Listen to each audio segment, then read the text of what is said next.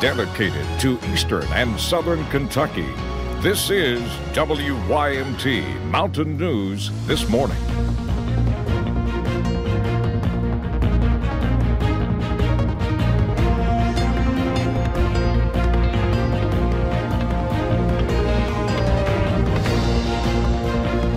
Good morning, it's 6 o'clock. I'm Will Puckett. And I'm Cassidy Strickland. Thank you so much for waking up with us this morning. It is a severe weather alert day, and as you can see at the bottom of your screen, we've got a lot of delays and closings this morning.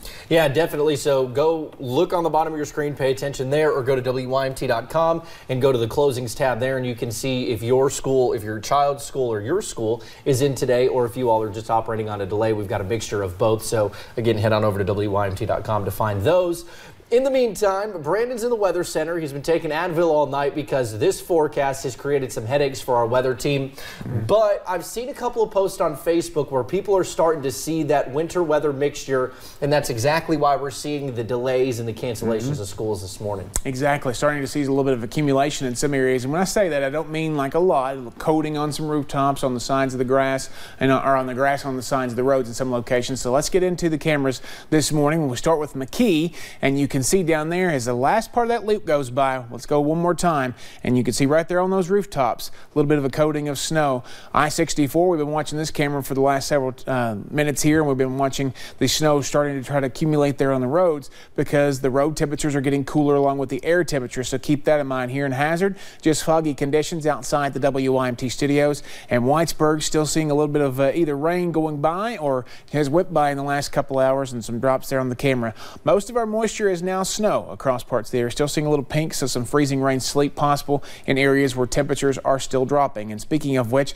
36 here in Hazard, 35 in Pikeville, 34 in Prestonsburg. We go back out to the west. Somerset is down to 28 along with Monticello. London is at 31, 30 in Williamsburg, mid-30s, Middlesboro and Harlan. So again, please be careful this morning. Slick spots are possible. Snow coming down in a lot of areas, and visibility is pretty rough. Remember, anything less than 5 miles is limited visibility. Coffee meter between normal and a little extra, so grab a cup of that on your way out the door and give yourself some extra time because temperatures are going to continue to drop for a while, and then we'll see those stabilize this afternoon. The rest of the forecast coming up here in just a few minutes.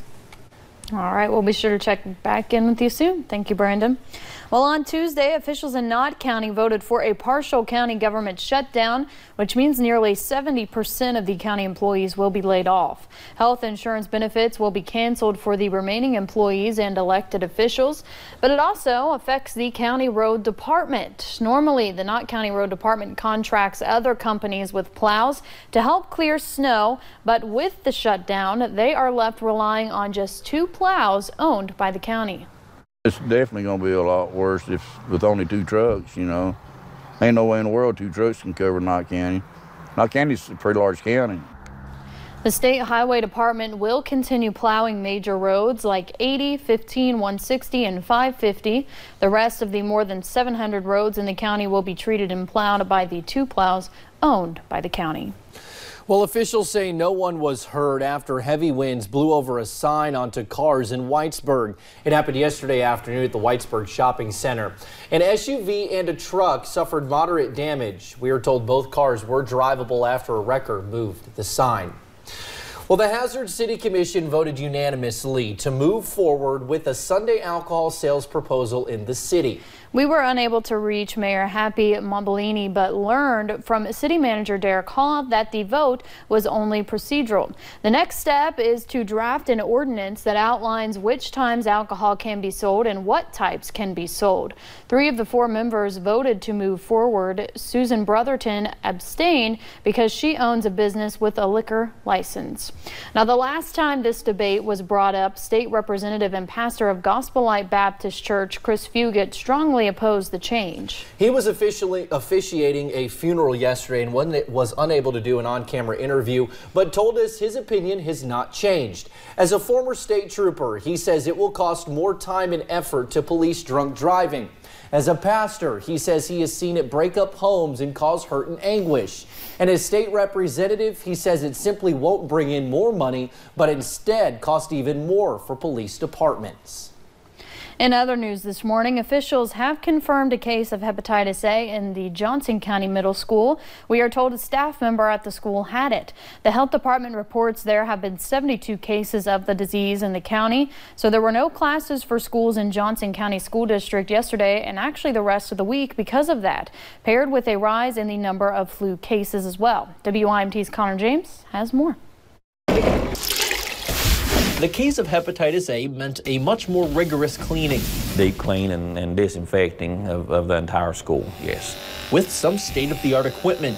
Tom Cochran is Johnson County Schools superintendent. All of our custodians, all of our administrators are throughout the building cleaning using Clorox. He says the hepatitis A case was from a staff member at Johnson County Middle School. We'll clean the car. Now, state regulation required all students to have the hepatitis A vaccine going into school, but staff were not required in that regulation. We have encouraged all of our staff to have that series. We've offered clinics at most of our schools. But despite the seriousness the school took to clean every nook and cranny, we're cleaning, doing a good job, but also having fun at it. Volunteers like Mark Wolfter came in to help. He's a 7th grade science teacher who came in to get resources since Wednesday was an NTI day. I saw they were cleaning and knew they were going to need some, knew it was going to be a big job, so I decided to just kind of stay around and help for a little while. It has been a big task. Yeah, it's just a big building, so it takes a while to get through everything.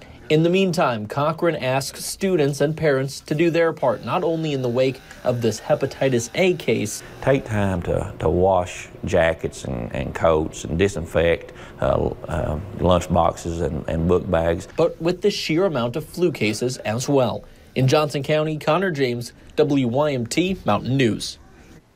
Now, all of the buses in the district are also being disinfected by the Transportation Department. Well, it has been more than 1 year since a shooting at Marshall County High School. Bailey Holt and Preston Cope were killed and 21 other students were injured. The school held a remembrance assembly yesterday to mark the anniversary. In the years since the shooting, the school has worked through the grief with the hashtag Marshall Strong. Governor Bevin tweeted, quote, "Marshall County continues to be in our hearts as we remember the lives lost and those injured by a senseless act of violence." 2 people linked to a triple murder in Owensboro appeared before a judge for the first time yesterday.